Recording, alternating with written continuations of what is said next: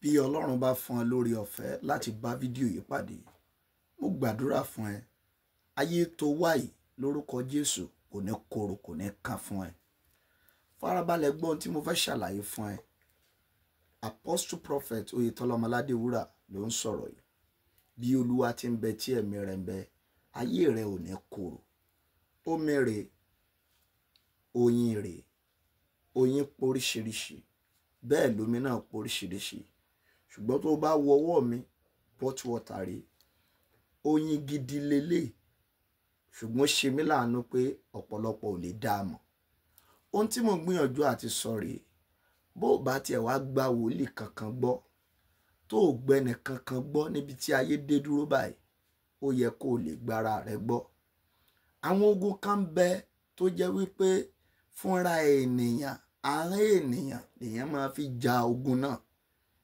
Ẹ̀rí ẹ̀ wà nínú Bíbélì. Arákùnrin kan ń bẹ tá à ń pè ní Jábésì. Kò sẹ́nìkan tó gbàdúrà fúnra rẹ̀ ló sọ tó dá sí ayé ara rẹ̀. Ó ní ìbá sì wù Olúwa kó sọ agbègbè mi di ńlá. Pẹ̀lú àwọn nǹkan méjì yìí, tó bá gba wòlíì kankan gbọ́, tó gbẹ́ni kankan gbọ́ mọ́, ǹjọ́ jẹ́ mọ̀ pé ó lè fi máa jẹ̀mú nǹkan méjì yìí, ó lè fi máa sọ tó dá sínú ayé ẹ̀. Bẹ́ẹ̀ lómi bá jí láàárọ̀, a ní irú ayé wo lòun tiẹ̀ wá wà yìí. Ẹlòmí lè ní ayé òun ti bàjẹ́ o, ẹlòmí lè ní tòun ti ta o, ẹlòmí ní kí lòun wá lé ayé yìí fún gan. Ẹni tó ń sọrú yẹn sí rẹ̀, ṣé ẹni tó wà nínú àyànmọ́ ẹ̀ láti gbóògò délé ga, ṣùgbọ́n látara àwọn fúnra rẹ̀, òun gangan ń ba májẹ̀mú àti ògo tó mú wá sáyé jẹ́. Ohun tí mo gbìyànjú àti sọ wípé ìbá ṣe láàárọ̀ bó bá róyin gidi, ó máa lè dá sínú kíkàn kó fi gbàdúrà, kó fi bẹ́lẹ́dẹ̀ sọ̀rọ̀. Ó fẹ́ sọ fún mi wípé ẹni tó dá ẹnu, tó dá etí, tó dá ojú, ó fẹ́ sọ fún mi pé kò lójú. Ó fẹ́ sọ pé ẹni tó dá etí kì í gbọ́ràn.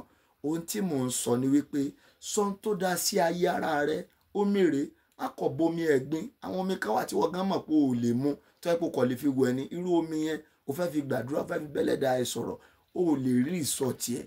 Ọlọ́run òróró, ìwọ ló tí ì mọ bó ṣe máa connect mọ́ ìṣẹ̀dá ẹ̀. Bí Olúwa ti ń bẹ tí ẹ̀mí rẹ̀ ń bẹ, ayé tó wá yìí ò ní wá wòran o.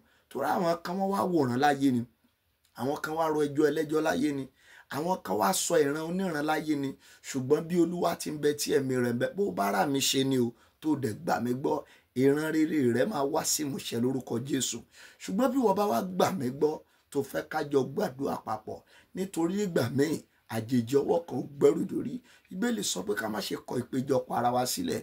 Ó lẹ́nikẹ́ni tó bá gba wòlíì gbọ́, ó ní yóò jèrè wòlíì.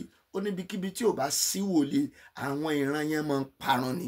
Ó fẹ́ mọ tó yẹ kó máa ṣe, ó fẹ́ mọ tó yẹ kó yẹra fún, ó fẹ́ mọ bí wàá ṣe máa gbàdúrà, irú aṣọ wo ló yẹ kó máa wọ̀, irú ibo ló lè gbé, ìlú wo ló lè lọ. Àwọn nǹkan wọ̀nyí jájọ gbàdúrà pẹ̀lú ẹ̀. Nọ́mbà mi rè 0810 63 11 252. Tó o bá ti pè mí wherever you are, Apostle Prophet Oyetola Ọmọládéwúrà, mo lè assure rẹ pé testimony ẹ̀ ó wà granted pẹ̀lú orúkọ Jésù. Pè mí sórí nọ́mbà ẹ̀ 0810 63 11 252. Mo sọ wípé yóò dára fún ẹ. Bá mi share program yìí.